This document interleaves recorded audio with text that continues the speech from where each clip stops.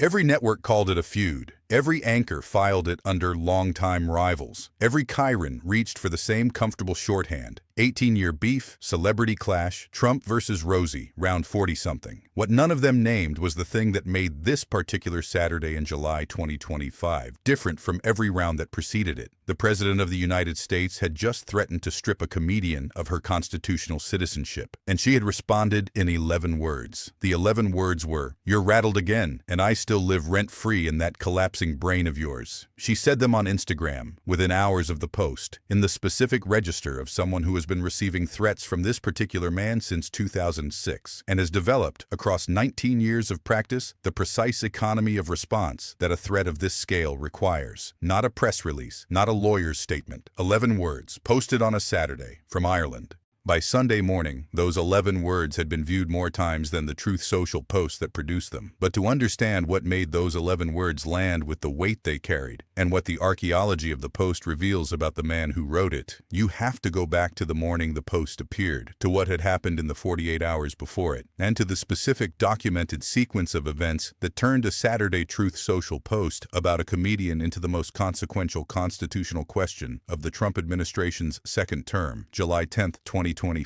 2 days before the post, the Texas floods, NOAA's weather forecasting infrastructure, had been gutted by the administration's staffing cuts. Hundreds of meteorologists terminated, field stations closed, early warning systems operating on skeleton crews. The storm moved faster than the diminished system could track. People died. Rosie O'Donnell, from her home in County Kerry, posted about the forecasting cuts and the deaths and the connection between the two. She named the administration. She named the cuts. She did not hedge. July 12, 2025, Saturday, shortly before 10 a.m., Trump posted on Truth Social. He said, "Rosie O'Donnell is not in the best interests of our great country." He said, "I am giving serious consideration to taking away her citizenship." He said, "She is a threat to humanity and should remain in the wonderful country of Ireland, if they want her." He closed with, "God bless America." He posted it from the residence. He posted it about a woman who had criticized his weather forecasting cuts 2 days after a flood killed people in Texas. He posted it using the specific authority of the presidential platform, Truth Social, 10 million followers, the weight of the office behind every word, to threaten the constitutional citizenship of an American-born citizen for the content of a social media post. PBS fact-checked the claim within 72 hours. The conclusion was not ambiguous. No president possesses the authority to revoke the citizenship of a natural-born American citizen. The power does not exist in the Constitution. The Supreme Court has ruled expressly and repeatedly that it cannot be created by presidential decree. The 14th Amendment is not a conditional document. The threat Trump posted was not a policy position. It was not a legal finding. It was not even a coherent legal theory. It was a sentence posted from a resident by a man who understood that the threat itself, regardless of its enforceability, would land on its target with the weight of the office behind it. O'Donnell saw the post and, by her own account, initially thought it was fake.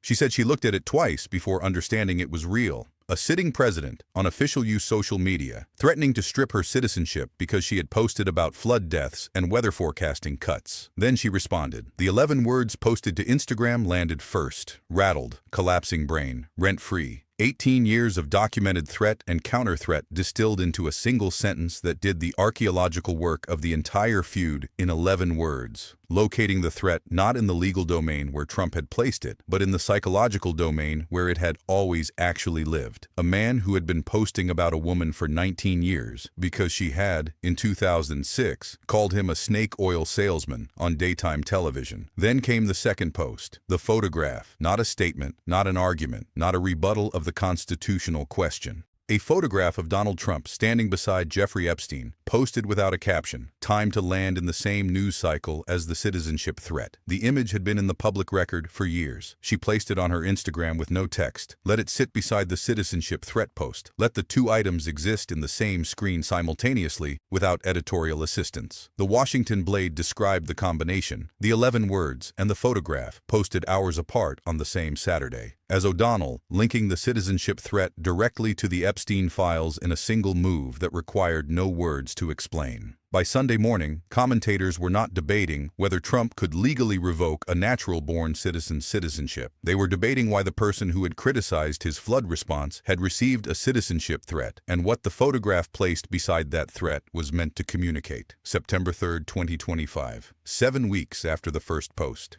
Trump posted again. He said, "As I have mentioned before, we are giving serious thought to taking away Rosie O'Donnell's citizenship." He said, "She is not a great American and is, in my opinion, incapable of being so." He posted it with what USA Today described as a seemingly altered image of O'Donnell. It was the second citizenship threat in 7 weeks. The first had not produced a legal mechanism. It had not produced a Department of Justice briefing. It had not produced a constitutional amendment or a Supreme Court petition or any formal governmental machinery capable of executing the action it described. It had produced 11 words, 1 photograph, and an international news cycle about the president's legal authority over the citizenship of people who criticize him on social media. The second threat produced the response that completed the archaeology of the 18-year feud in a single sentence. O'Donnell posted to Instagram. She said, "I'm the distraction. Epstein survivors are the reckoning." She said it the way she says things that are both precise and final, without setup, without elaboration, in the specific register of a sentence that does not require a following sentence because it has already said everything. The citizenship threat had been designed to make her defend her right to exist as an American. She had instead placed the citizenship threat beside the Epstein files, placed the photograph beside the post, and then named, in 7 words, the mechanism by which a sitting president deploying the threat of citizenship revocation against a critic becomes legible as something other than a feud, not a celebrity clash, not 18 years of back and forth between 2 New Yorkers with a grudge. The archaeology of the citizenship threat ran through the Texas flood coverage to the Epstein photograph to a 7-word sentence posted from Ireland that named the reckoning and identified the distraction in the same breath. Trump posted 4 times after the September response. He called her a radical, a loser, a woman nobody cares about, a person living in a country that doesn't want her. He did not address the Epstein photograph. He did not address the survivors. He did not address the constitutional scholars who had spent 2 months explaining in print that the threat he had posted twice was not legally executable by any available mechanism. The 14th Amendment is still in the Constitution. Rosie O'Donnell is still a citizen. The photograph is still on Instagram. And from a house in County Kerry, a woman who moved to Ireland because she watched an election and understood what was coming has now, twice, placed the specific sentence beside the specific threat that was designed to silence her, not to answer it, not to defend against it, but to name, in the flat economy of someone who has been receiving these threats since 2006, exactly what the threat is for. Subscribe right now and turn on notifications. The next confrontation is already building, and once you see what's coming, you will understand why silence is always louder than power.